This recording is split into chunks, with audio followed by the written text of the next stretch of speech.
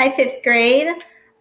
For this week in English, since you're all done with your research project, we are going to do what I think is kind of a fun thing in English, one of my favorite things, and that is diagramming sentences. And it seems kind of complicated at first, but once you get to know what you're doing and everything, it's actually kind of fun. So I'm going to show you how to diagram sentences, and I'm going to show you all the ones for the week. And then you can go in and do the assignments for each day because it's going to get progressively harder as the week goes along. Okay, so I am on page 484 of your English textbook. And you can see it says subjects, predicates, direct objects, and modifiers. So the cool thing about diagrams is it shows you how all of the words in a sentence work together. Because each word in a sentence has a specific job to do. Okay, and the most important part or parts of a sentence are the subject and the predicate. As long as you have a subject and a predicate, you have a complete sentence. Everything else is just extra. And so this is going to give you a visual of what those extra words are actually doing in the sentence. Okay, so for example, so when you start with a diagram, see if I can get this centered here. You're going to start with a straight line across, just a straight line across, and then a line down the middle. So it's kind of like a smushed plus sign, okay? On the left side is where your subject goes. So just like the order in a correct sentence, and you're diagramming it in the pretty much the same order as it is in the sentence. So your subject is going to go on this side, and your predicate is going to go on this side. I can't write on here very well. So remember, the subject is who or what is doing the action. The predicate is the action. Or if it's a linking verb, it's the linking verb too. Okay, so for example, let me do the sample sentence first. So the sentence is, volcanoes sprout lava. Okay, if I'm going to take it just as the original sentence like it lists up top, this says volcanoes erupt. That just has a subject and a predicate. So just be volcanoes erupt. So that's an easy one. The second sample is volcanoes spout lava. So we're still talking about volcanoes. So that is our subject. Okay, and it goes on the left. What are the volcanoes doing? They spout. That is the action. Okay, so far I have volcanoes spout. Now lava, in this case, lava is describing what they're spouting. Okay, so this is like, this is a direct object. It's telling what it is spouting. Okay, so to add the direct object, whereas this line goes underneath that line, it's just going to go on top because it's talking about, it still has to do with the spouting. It's what it's spouting. It's not really describing the verb, but it's telling you what this has to do with. Like, what is it spouting out? So that's the direct object, which is the only other word in the sentence, lava. So volcanoes spout lava. You have your subject, you have your predicate, direct object. Okay, so now let's get a little more complicated. So your assignment is going to be exercise 2, 1 through 4 on page 485. So I'm going to do number 5, which is probably the hardest sentence on that page anyway. So this is exercise 2, number 5. Okay, so my first step always in diagramming is my straight line like this, and then a line through the middle. Okay, that's always your first step.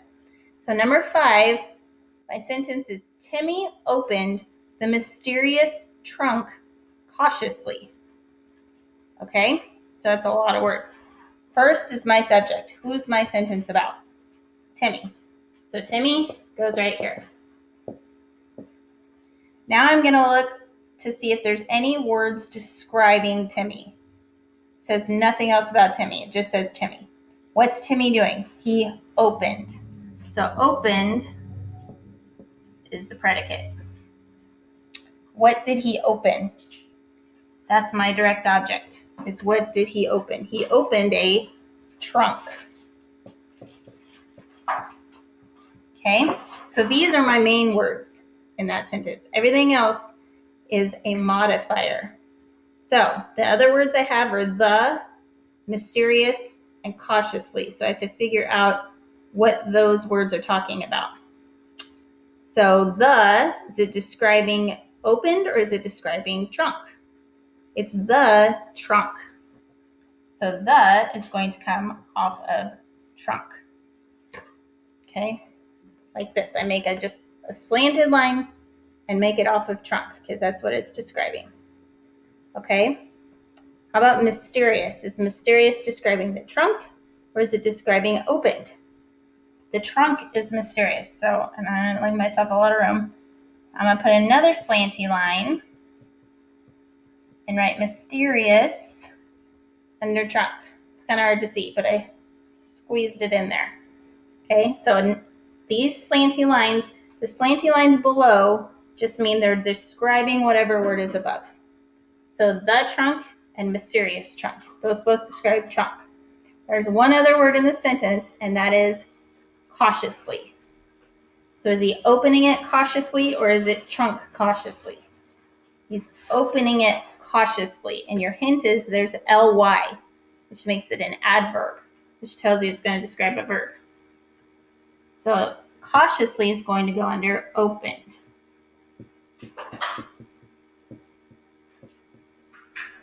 Okay, and that is my complete diagram, if I can hold it up correctly. Okay, so the main thing to think about is which word is describing what.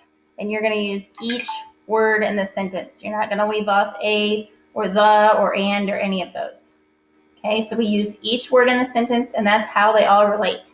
My main sentence is Timmy opened. He opened the trunk, and then everything else is just describing the words more. Okay, so like I said, that's probably the most complicated one on that page. The ones that you're going to do are going to be much easier than that. But let's go to the next page, and we're going to add on another thing. Okay, the next thing is an indirect object. Okay, so the direct object is usually right after the verb. It's telling like what they're doing. You know, he brought what? What are they bringing? What are they opening? What are they doing? The direct object is that what. The indirect object is if they're giving it to somebody or they're handing something to someone else. That's your indirect object, is who is getting it. Okay? So since it's describing who it's going to, that is going to go underneath your verb, okay, because it's who it's going to. So in your examples on page 486, the first part, always, always, always, is to make your big line, make a line down the middle, like your giant plus. Okay? So in the first example, it's Dad bought Lila an orange balloon. Okay? So my subject, who's doing the action? Dad. What is he doing? Bought. And then what did he buy? A balloon. That's my direct object. Okay, Dad bought a balloon. Okay, now we have other words. Lila. Lila is describing who he bought it for. So that's going to go in a little jaggedy line like this underneath bought. Bought Lila. And I know if you use the Google slide that I made, you have the option of either doing the Google slide for this assignment, or you can do it on a piece of paper and take a picture, whichever is easier. The Google slides, I couldn't make the slanty lines so that you could type on them, so they're all going to look like this. You just have to remember it's coming off of the word that it's describing. Okay, and then you'll just make a little text box and type it right onto there. So if you choose to do the Google slides, click on text box, and then put your text box right on the line where it goes. So you can type it that way, or do it on a piece of paper. Either way is fine. Okay? So, Dad bought Lila a balloon. There's two more words. An orange. Okay? Those are both describing the balloon. So I'm going to make one slanty line and put and then another slanty line for orange. And it doesn't make sense to say and balloon, but since you put orange in front of it too, this actually has two adjectives with it. So it's an orange balloon. Okay? So Lila's describing who we bought it for. Anne and orange are describing the balloon. That's why they're below those words. And the most important words go above the line. Okay? So in the second example they give you, it's Franco sent his grandmother a card. Okay? So same thing, big line down the middle for your diagram. Franco is our subject, so he goes over here. What did Franco do? He sent. What did he send? He sent a card. Okay? So Franco sent a card. That's your main part of your sentence. Those are your most important words. Okay? Who did he send the card to? His grandmother. So I'm going to make that line like this. Put grandmother. Okay? And then you have a card. So A is describing the card. And it also has his grandmother. So what word is his describing? His what? His sent, his card, his Franco, or his grandmother? It's his grandmother. So that's why I put his off of grandmother. Because his is describing grandmother. Okay, and obviously I'm not making perfectly straight lines or anything, and that's okay if you don't either. The main part is put them in the right spot. Okay, so I'm going to do one more example with the indirect objects. So you're going to do 1, 2, and 3, I believe. So in exercise 2, I'm going to do number 5 again. Okay, it says an e-pal wrote Ruben a long email. So I'm going to do my big line down the middle. Okay, an e-pal wrote Ruben a long email. So e-pal, that's my subject. I guess that's kind of like a pen pal with emails. I never heard of e-pal before. Okay. And an e-pal, Anne describes the e-pal. So I'm going to put Anne down here off of e-pal because it's describing it. What did the e-pal do? He wrote. What did he write? An email. So that line goes just above. He wrote an email. So e-pal wrote email. Okay, now I have to put all our describing words. So an e-pal wrote Ruben a long email. Who did he write the email to? Ruben. That's my indirect object. Okay, and then you have a long email. So a and long are both describing the email. So I put a, and I describe, and I put long. Okay. So an e-pal wrote Ruben a long email. That's what your diagram would look like. Okay, so that was indirect objects. That's who they're giving it to or who they're doing it for. The next page is subject complements. Okay, so that's kind of like an adjective, only you're using a linking verb to describe. So it's like, she is tall. He is smart, something like that. That would be a subject complement where you use am, is, are, was, or were. Whatever comes after that verb is your subject complement. Okay? So in the examples on 488, it says a turtle is a reptile. Okay? Start with the same line that I started with before.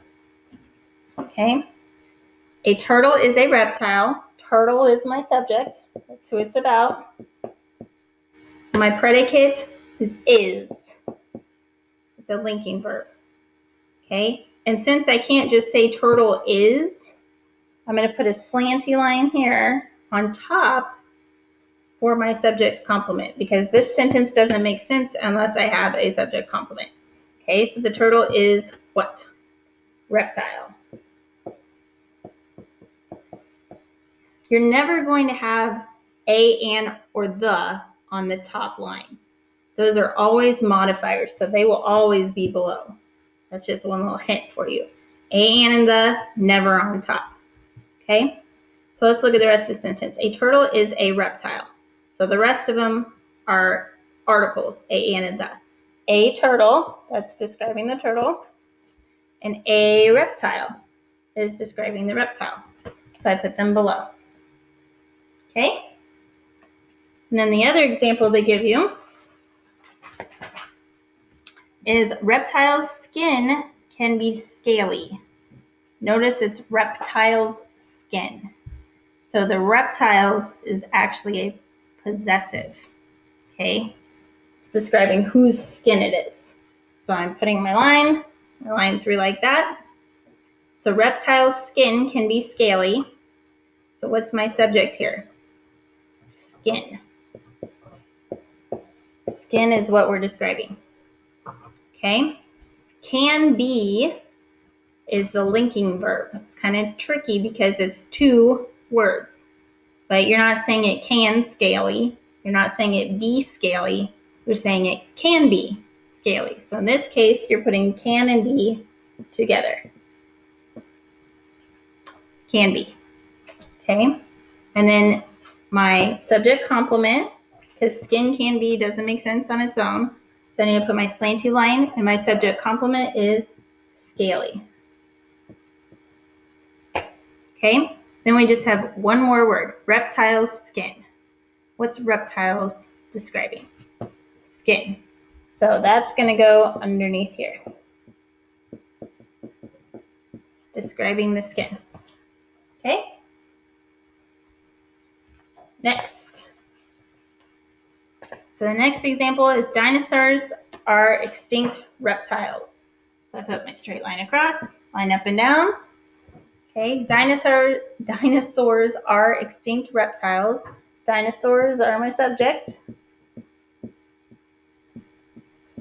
My predicate is are. And dinosaurs are doesn't make sense. So I need a subject complement, which is dinosaurs are what? Reptiles.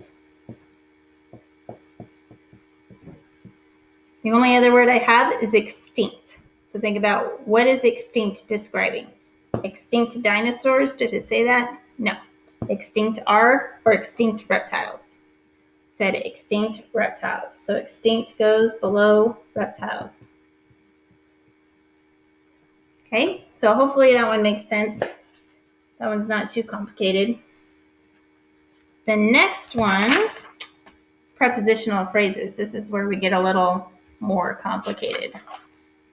Some of you are having a hard time just understanding what a preposition is. So a preposition is like in, around, of, into, through. It's all those extra information. It's telling you kind of where something is or where it's from. It could be from as a preposition. Of is probably the most used preposition, but on is used a lot too. Okay? So prepositions are going to kind of come off on the bottom too because they're extra. Anything extra is underneath in a sentence. If it's not something essential to the sentence, it's going underneath in the diagram. So I'm still doing my line like this. I'm on page 490 now.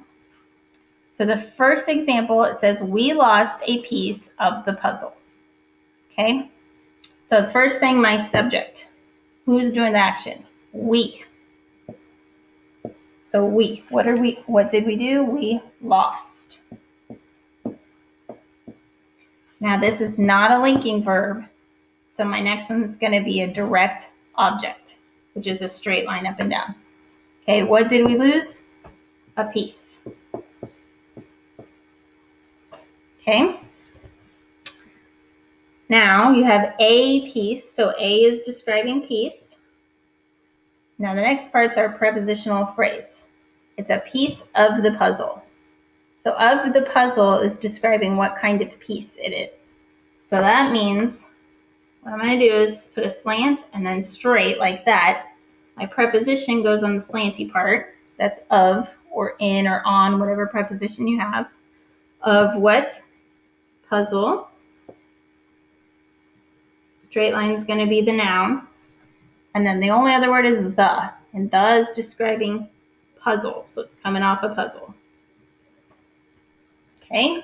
So it gets a little trickier with prepositional phrases. So we lost a piece of the puzzle. So a and of the puzzle are both describing piece. Okay? So let's do another one. Prepositional phrases. So the next one is Susan skated on the thin ice. So I start with my basic line here. Susan skated. That's my main part of my sentence. Susan is my subject. Skated is my predicate. Now, skated is not a linking verb, so we wouldn't have a subject complement. She's not skating, she's not, there's not a direct object is what I'm trying to say. So everything else is describing skated, okay? So the rest of it is on the thin ice. That's your whole prepositional phrase. Susan skated makes sense all by itself. I don't need anything else. But it's giving us extra information. So on the thin ice, your preposition is going to go on the slanty line. On. What is it on? Ice. And the and thin both describe ice. It's the ice. It's thin ice. Okay? So that's all extra information. Susan skated on the thin ice. Okay? Hopefully that makes sense. The main thing to keep in mind is what is your preposition. You have on, in, of, from, through, all those kinds of words are prepositions. They're going to be extra information. Okay, and then the last one for the week is interjections. Interjections are like, wow, oh, those kind of words. They're just extra things that you say at the beginning. So they're not really considered part of this sentence. It's just an extra thing thrown in to show excitement or to show that you're scared or shocked, something like that. So since it's not really part of the sentence, you write it completely away from the rest of the diagram. It's kind of an on its own thing. So I'm on page 492. And you're going to write your straight line like you normally do, and then the line down the middle. And an interjection, like I said, it's not really part of the sentence, so it's going to get its own special line here at the top. Okay? So my first sentence is, oh, the water is cold. Okay? Oh is my interjection. So I put it up there. Okay? Water is cold. The water is cold is the rest of my sentence. So water is my subject. Is, I have a linking verb here. Water is doesn't make sense by itself. I need a subject complement to tell me what it is. The water is cold. Okay? So I have the still. The is describing water. So it goes underneath water. The water is cold. Oh, the water is cold. And O is all the way up here by itself because it's not really part of the sentence. Okay, so let's look at the next example here. Next one says, oh, that acrobat did an incredible somersault. So that's kind of a longer sentence. Okay, again, my straight line down the middle. I have an interjection, so I'm going to have this separate line up here. O is my interjection. Put that up there. It's not really part of the sentence. It's just an exclamation there. So that acrobat did an incredible somersault. Acrobat is my subject. That's who's doing the action. What did the acrobat do? He did what? A somersault. It tells me what, which tells me it's a direct object. So the acrobat did somersault. That's my main part. The rest is going to be describing words. So that acrobat, that is describing acrobat, did an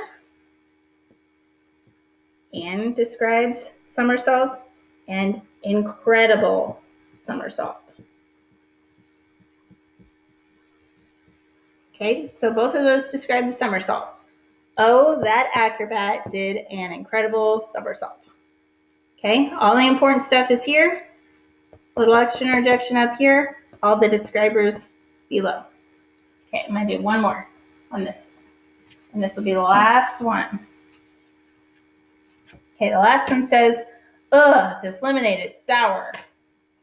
So, once again, line down the middle, line down like that.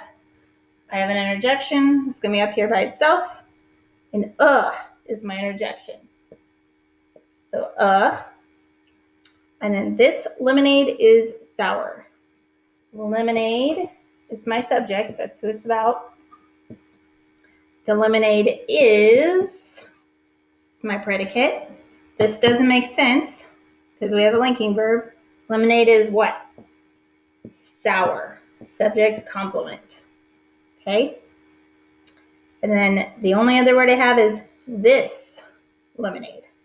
This is describing lemonade. So it goes underneath. Okay?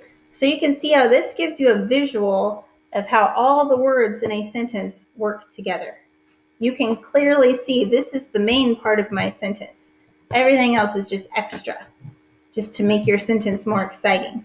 But if you break it down, the main part of the sentence is up here on this line, and that's the main part we care about. But this is a good way to give you a visual of all those things we've been learning in grammar this year, what exactly they are and how they relate to the entire sentence. Okay, so hopefully that makes sense for your diagramming sentences. And if you need any help, always feel free to let me know.